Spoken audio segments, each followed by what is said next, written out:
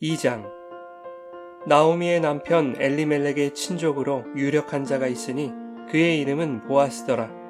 모압 여인 룻이 나오미에게 이르되 원하건대 내가 밭으로 가서 내가 누구에게 은혜를 입으면 그를 따라서 이삭을 줍겠나이다 하니 나오미가 그에게 이르되 내 따라 갈지어다 하매 룻이 가서 베는 자를 따라 밭에서 이삭을 줍는데 우연히 엘리멜렉의 친족 보아스에게 속한 밭에 이르렀더라. 마침 보아스가 베들레헴에서부터 와서 베는 자들에게 이르되 여호와께서 너희와 함께 하시기를 원하노라 하니 그들이 대답하되 여호와께서 당신에게 복 주시기를 원하나이다 하니라. 보아스가 베는 자들을 거느린 사환에게 이르되 이는 누구의 소녀냐 하니 베는 자를 거느린 사환이 대답하여 이르되 이는 나오미와 함께 모압 지방에서 돌아온 모압 소녀인데 그의 말이 나로 베는 자를 따라 단 사이에서 이삭을 줍게 하소서 하였고 아침부터 와서는 잠시 집에서 쉰 외에 지금까지 계속하는 중이니이다. 보아스가 룻에게 이르되 내 딸아 들으라. 이삭을 주우러 다른 밭으로 가지 말며 여기서 떠나지 말고 나의 소녀들과 함께 있으라. 그들이 베는 밭을 보고 그들을 따르라. 내가 그 소년들에게 명령하여 너를 건드리지 말라 하였느니라. 목이 마르거든 그릇에 가서 소년들이 길어온 것을 마실지니라 하는지라. 룻이 엎드려 얼굴을 땅에 대고 절하며 그에게 이르되 나는 이방 여인이거늘 당신이 어찌하여 내게 은혜를 베푸시며 나를 돌보시나이까 하니 보아스가 그에게 대답하여 이르되 내 남편이 죽은 후로 내가 시어머니에게 행한 모든 것과 내 부모와 고국을 떠나 전에 알지 못하던 백성에게로 온 일이 내게 분명히 알려졌느니라. 여호와께서 내가 행한 일에 보답하시기를 원하며 이스라엘의 하나님 여호와께서 그의 날개 아래 보호를 받으러 온 내게 온전한 상 주시기를 원하노라 하는지라. 룻이 이르되 내 주여 내가 당신께 은혜 입기를 원하나이다. 나는 당신의 하녀 중에 하나와도 같지 못하오나 당신이 이 하녀를 위로하시고 마음을 기쁘게 하는 말씀을 하셨나이다 하니라. 식사할 때에 보아스가 룻에게 이르되 이리로 와서 떡을 먹으며 내 떡 조각을 초에 찍으라 하므로 룻이 곡식 빼는 자 곁에 앉으니 그가 볶은 곡식을 주매 룻이 배불리 먹고 남았더라. 룻이 이삭을 주우러 일어날 때에 보아스가 자기 소년들에게 명령하여 이르되 그에게 곡식단 사이에서 줍게 하고 책망하지 말며 또 그를 위하여 곡식다발에서 조금씩 뽑아 버려서 그에게 줍게 하고 꾸짖지 말라 하니라. 룻이 밭에서 저녁까지 줍고 그 주운 것을 떠니 보리가 한 에바쯤 되는지라. 그것을 가지고 성읍에 들어가서 시어머니에게 그 주운 것을 보이고 그가 배불리 먹고 남긴 것을 내어 시어머니에게 드리매 시어머니가 그에게 이르되 오늘 어디서 주었느냐 어디서 일을 하였느냐 너를 돌본 자에게 복이 있기를 원하노라 하니 룻이 누구에게서 일했는지를 시어머니에게 알게 하여 이르되 오늘 일하게 한 사람의 이름은 보아스니이다 하는지라. 나오미가 자기 며느리에게 이르되 그가 여호와로부터 복받기를 원하노라. 그가 살아있는 자와 죽은 자에게 은혜를 베풀기를 그치지 아니하도다 하고 나오미가 또 그에게 이르되 그 사람은 우리와 가까우니 우리 기업을 물을 자 중에 하나이니라 하니라. 모압 여인 룻이 이르되 그가 내게 또 이르기를 내 추수를 다 마치기까지 너는 내 소년들에게 가까이 있으라 하더이다 하니 나오미가 며느리 룻에게 이르되 내 딸아 너는 그의 소녀들과 함께 나가고 다른 밭에서 사람을 만나지 아니하는 것이 좋으니라 하는지라. 이에 룻이 보아스의 소녀들에게 가까이 있어 보리 추수와 밀 추수를 마치기까지 이삭을 주우며 그의 시어머니와 함께 거주하니라. 여러분 좋은 아침입니다. 오늘도 말씀의 은혜가 여러분의 삶에 풍성히 임하기를 소망합니다. 본문은 룻과 보아스가 만나는 장면입니다. 베들레헴에 도착한 모압 여인 룻이 낯선 땅에서 생존을 위해 할 수 있는 일이라고는 남의 밭에서 이삭을 줍는 일뿐이었습니다. 룻이 베는 자를 따라 밭으로 가서 이삭을 줍는데 우연히 보아스에게 속한 밭에 이르게 되었고 마침 보아스가 베들레헴에서부터 와서 룻과 만나게 되죠. 본문은 이 상황을 우연이라고 기록하고 있지만 성경은 그 우연을 의도했죠. 그래서 이것은 필연입니다. 마침 보아스가 베들레헴으로부터 왔다라고 하는 이 역지스러운 설정 또한 오히려 이 상황이 결코 우연이 아님을 말하려는 것 같습니다.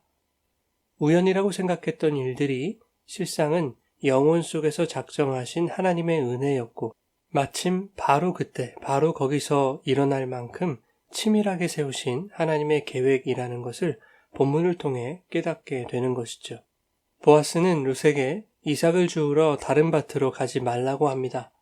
자신의 밭에서 떠나지 말고 자신의 소녀들과 함께 있으라고 하죠.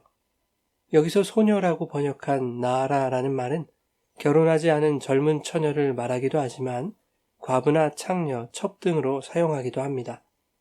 본문 6절에서는 룻을 모압 소녀로 표현하고 있는데 여기에서의 소녀도 나아라라는 동일한 단어를 사용하고 있습니다. 사사기 19장에서 레위 사람의 첩도 이 단어를 사용했고 아모스 2장 7절에서는 창녀에게 대하여 이 소녀라는 단어를 사용했습니다. 이것으로 보아 본문에서 말하는 보아스의 소녀들은 룻과 처지가 비슷한 가난하고 소외된 여인들일 것입니다. 보아스는 이렇게 과부와 창녀와 같은 자들에게 늘 자비와 긍휼을 베풀고 있는 인물이었음을 알 수 있는 것이죠. 20절에는 그가 살아있는 자와 죽은 자에게 은혜 베풀기를 그치지 아니한다 라고 기록함으로써 보아스가 예수 그리스도의 모형으로 등장하고 있음을 암시합니다. 그런가 하면 1절은 보아스가 나오미의 남편인 엘리멜렉의 친족임을 말하고 있죠. 보아스라는 인물과 나오미를 특별한 관계로 연결시키려는 것 같습니다. 자칫 룻기를 볼 때 효성 지극한 며느리 룻이 보아스라는 유력자를 만나 인생 역전을 이루는 이야기로 보일 수 있습니다. 그러나 성경이 복받기 위해 시어머니를 잘 봉양하자라는 교훈을 말하는 것은 아닐 것입니다. 오히려 룻기는 룻보다 나오미에게 초점을 맞추고 있습니다. 본향을 떠나 이방 땅에서 남편과 아들들을 잃은 참담함과 모든 것을 상실한 나오미의 그 극심한 괴로움을 룻과 보아스의 만남을 통해 일어나는 일들로서 회복시키시는 것이 룻기의 내용이죠. 본문에 보면 룻이라는 여인은 나오미 없이는 설명이 되지 않는 존재입니다.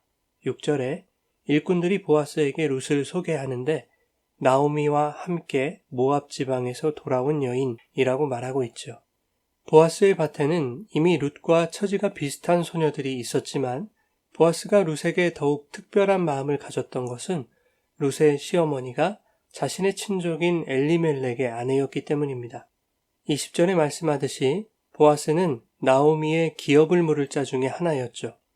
기업을 물을 자는 고엘이라고 하는데 이 고엘 제도는 몇 가지 의무가 있었습니다.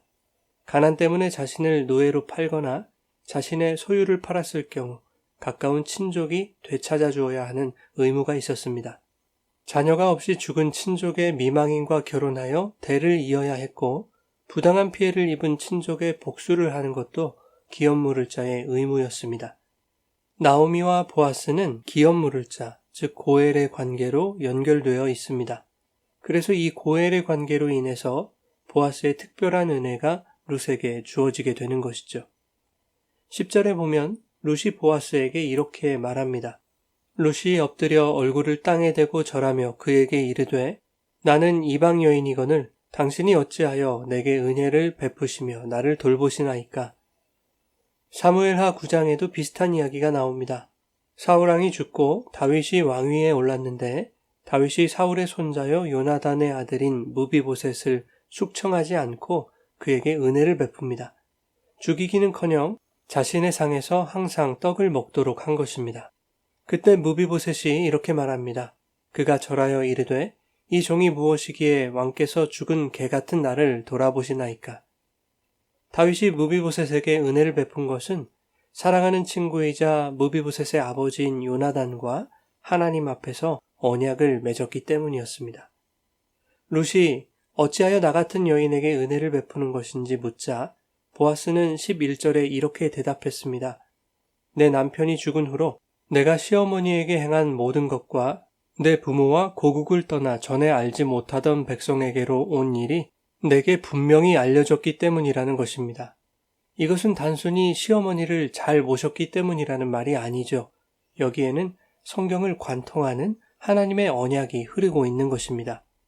창세기 12장에 하나님이 아브라함을 부르실 때 너는 너의 고향과 친척과 아버지의 집을 떠나 내가 내게 보여줄 땅으로 가라 라고 말씀하셨습니다. 고향과 부모를 떠나서 한 번도 가보지 않은 미지의 땅으로 향한다는 것은 고대 사회에서 얼마나 두려운 일이었겠습니까? 그러나 아브라함은 하나님이 보여주실 땅, 하나님이 지시하실 땅으로 여호와의 말씀을 따라갔고 그 아브라함에게 이러한 하나님의 약속이 부어졌습니다. 내가 너로 큰 민족을 이루고 내게 복을 주어 내 이름을 창대하게 하리니 너는 복이 될지라. 이것이 룻에게서 반복되고 있는 것입니다. 고국과 부모를 떠나 베들레헴이라는 낯선 땅으로 향하는 것 아닙니까? 불확실하고 두려운 길이었지만 룻은 나오미의 하나님을 자신의 하나님으로 모시고 그 하나님이 보여주실 땅으로 걸어왔던 것입니다. 그 룻에게 아브라함에게 하셨던 동일한 복이 주어지는 것이 룻기의 내용이지요.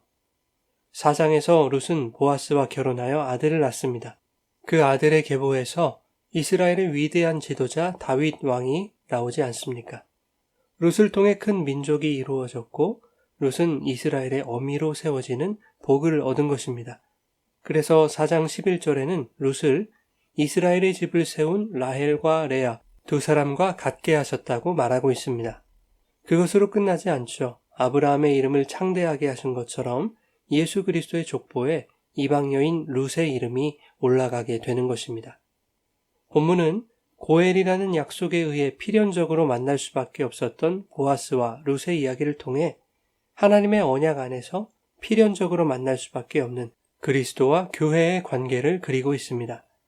룻에게 일어난 우연이 아니었듯이 우리가 살아가는 모든 순간이 주님이 때마침 우리에게 찾아오셔서 계획한 대로 이행하시는 은혜의 순간임을 깨닫게 하는 것이죠. 사랑하는 여러분, 고국과 부모를 떠나 하나님을 의지하여 하나님이 보여주실 땅으로 향했던 룻이 보아스를 만난 것처럼 오늘도 자기를 부인하고 주의 말씀을 따라 살아가는 모든 순간 속에 때마침 찾아오신 예수님을 만나게 되는 하나님의 약속과 은혜의 필연성을 경험하고 누리시기를 예수님의 이름으로 축원합니다.